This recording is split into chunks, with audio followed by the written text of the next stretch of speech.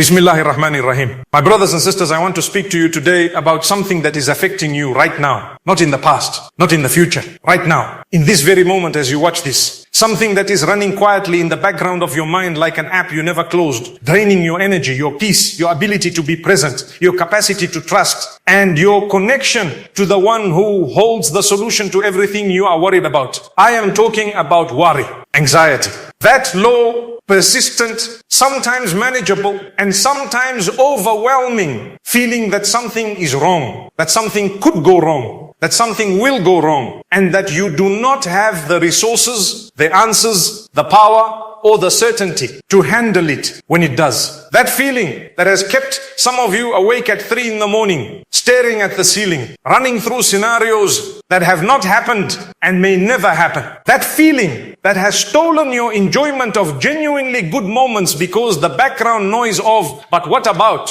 would not go quiet long enough for you to simply be present with the blessing in front of you. If that sounds familiar, if even one sentence of what I just said resonated somewhere in your experience, then this reminder was written for you. And I want to begin with something that I need you to hear, not as a religious platitude, but as a living, breathing, documented Quranic truth that has the power, if you actually let it land, to change the quality of your inner life from today. Allah is already working on your behalf. Not if you pray enough, not if you qualify, not if you deserve it or earn it or have been consistent enough or faithful enough or good enough. Right now, in this moment, in the situation you are worried about, in the problem that feels unsolvable, in the future you cannot see, in the outcome you cannot predict, Allah Al-Fattah, the one who opens, is already opening a way for you that goes so far beyond what your mind can construct,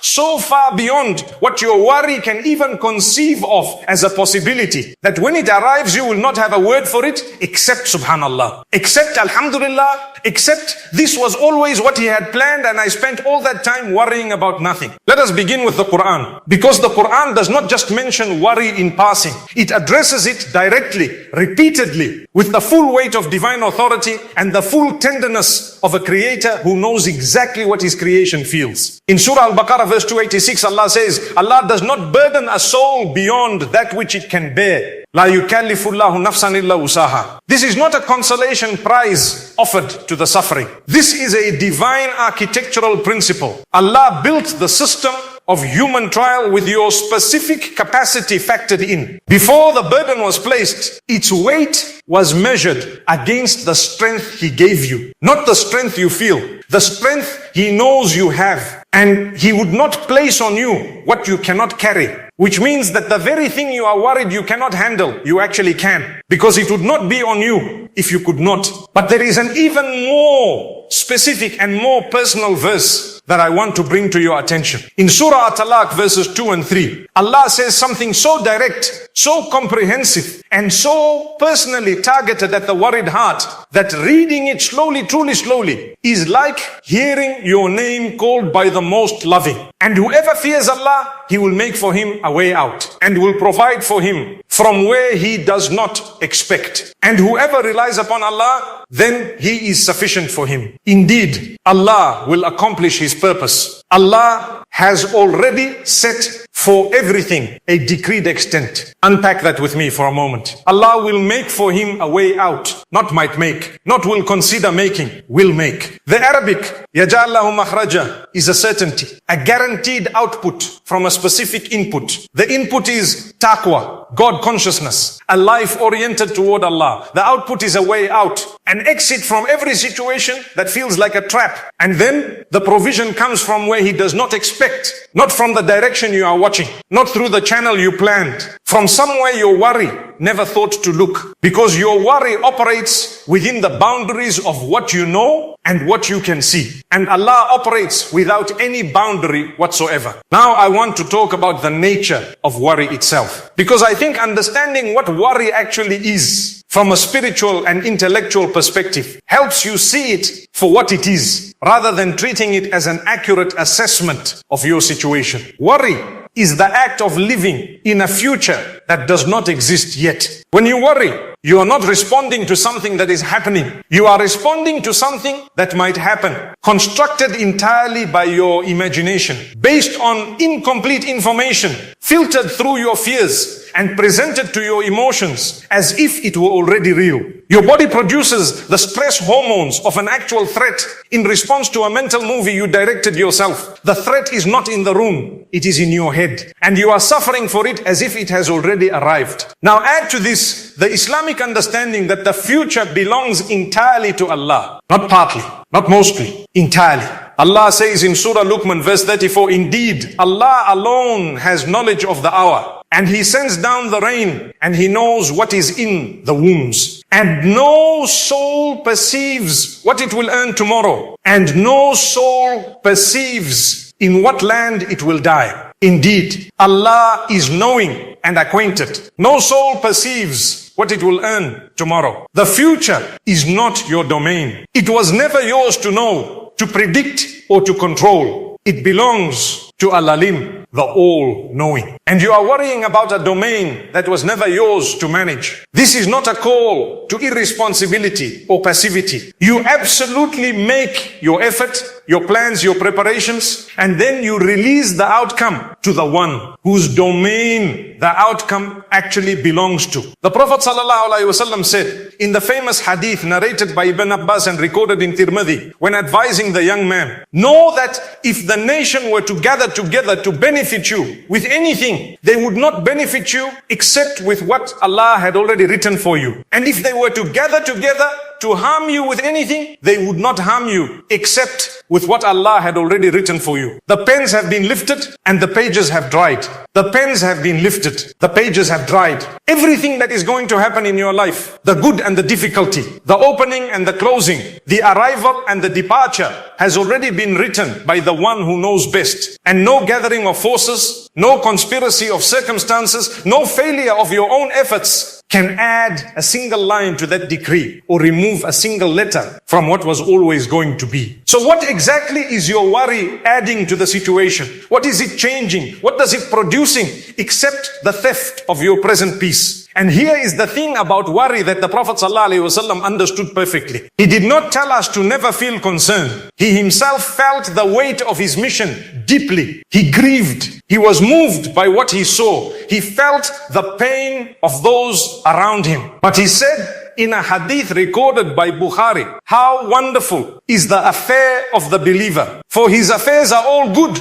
And this is not the case for anyone except the believer. If something good happens to him, he is thankful for it, and that is good for him. If something bad happens to him, he bears it with patience, and that is good for him. All good. The believer's affair is all good. Not because nothing difficult happens, but because the believer has a relationship with the one who writes the decree. And in that relationship, even the difficulty becomes a vehicle of good. The difference between concern and worry is this. Concern motivates action and then releases the outcome. Worry motivates nothing except more worry. Concern says, I see a challenge, let me do what I can and then trust Allah for the rest. Worry says, I see a challenge, let me rehearse every possible terrible outcome until I am too exhausted and too anxious to take any effective action at all. One of them is productive. One of them is the enemy of your peace and your effectiveness. And both feel the same from the inside,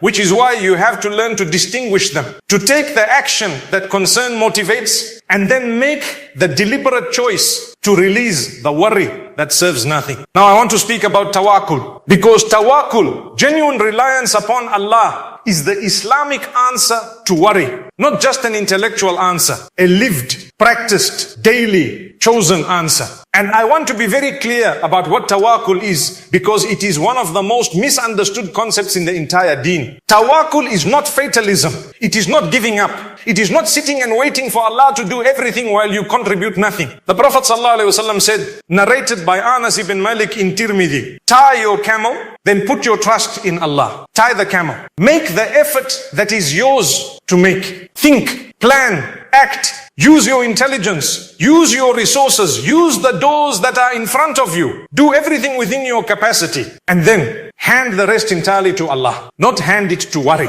hand it to Allah. Because here is the thing about tawakkul that transforms the anxiety-ridden life into the peaceful one. When you genuinely rely on Allah, when you truly from the heart place your affairs in His hands, you are making a statement about who He is. You are saying, I believe that you are Al-Wakil, the disposer of affairs. I believe that you are Al-Hafiz, the guardian. I believe that you are Al-Kafi, the sufficient. I believe that what I cannot solve, you can. What I cannot see, you see. What I cannot fix, you can fix. And what I cannot plan for, you have already planned. And that belief, if it is genuine, produces the peace that the Quran describes in Surah Al-Fath verse 4. As the sakina, the tranquility that Allah sends down into the hearts of the believers. That tranquility is not earned by having all the answers. It is the fruit of genuinely handing the questions to the one who does. Let me now share with you something that I believe is one of the most practically transformative understandings about worry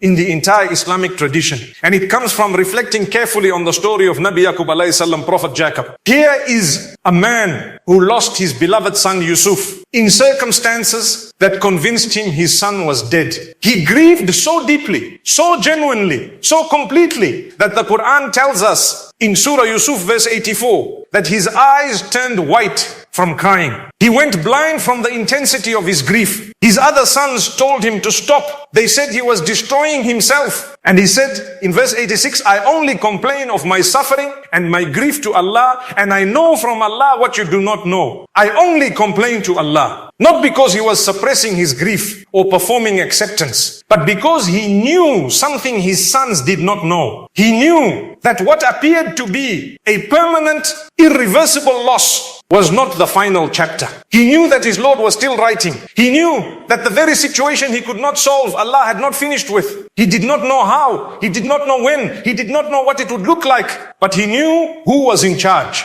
And that knowing was enough to keep him from being destroyed by what he could not see. And then decades later, the son walked back into his life. Not just alive, elevated to the second most powerful position in the most powerful kingdom of the age. The thing that had been lost and that Yaqub alayhi salam had given his eyesight grieving over, returned multiplied beyond anything his tears had imagined possible. Because Allah's way out of the impossible is never what the worried mind constructs. It is always something larger. Now let me speak very practically about how to stop worrying. Not as a permanent achievement overnight, but as a daily, practiced, deliberate, spiritual discipline that becomes easier over time and that builds brick by brick the foundation of a life lived in peace rather than anxiety. The first step is dhikr, the remembrance of Allah. And this is not generic advice. It is the specific prescription that Allah gave for the specific illness of worry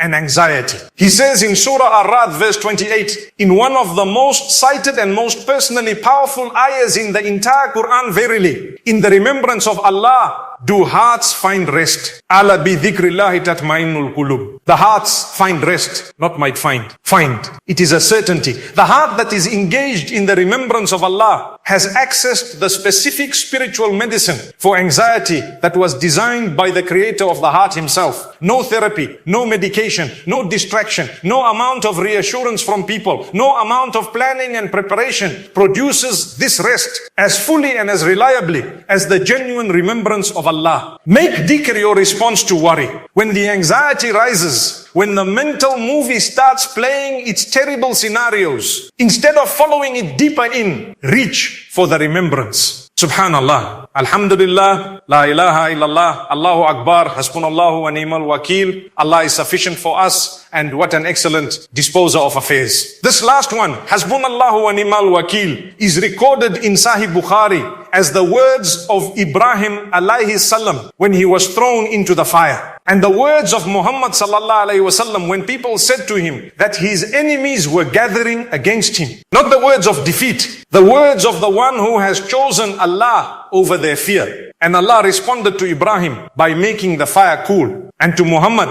by bringing him back with bounty and grace. The second step is salah, specifically praying with the knowledge that you are standing before the one who holds your worries solution in his hand. The Prophet ﷺ said,